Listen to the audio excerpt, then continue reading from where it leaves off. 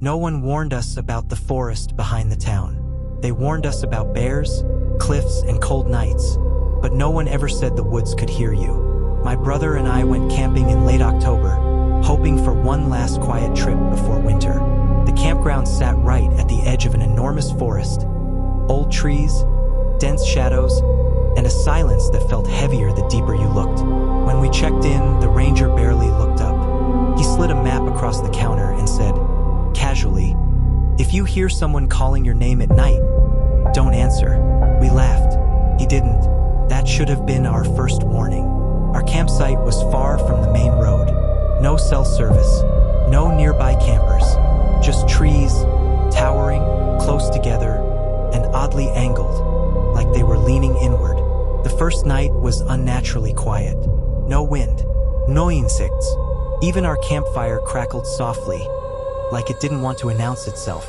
Around midnight, we heard footsteps, slow, careful, moving just beyond the edge of the firelight, circling the campsite. I called out, thinking it was another camper. The footsteps stopped immediately. When I shined my flashlight into the trees, dozens of eyes reflected back. Too many, too still. Eventually, we convinced ourselves it was nothing. We went to sleep. That was our second mistake. I woke up to my brother whispering my name. I told him to stop. When I rolled over, he was asleep, breathing steadily in his tent. Then the whisper came again. My name. Same voice, same tone, from somewhere inside the trees. Every instinct screamed to answer, to ask what he wanted, to step outside. But I remembered the ranger and stayed silent. The voice moved. It circled the campsite, sometimes sounding like my brother, sometimes like me, sometimes like something that only almost sounded human. At dawn, we found footprints around our tents. Barefoot, wrong sizes, pressed far too deeply into the ground. We packed up immediately, but when we followed the trail back, it didn't match the map.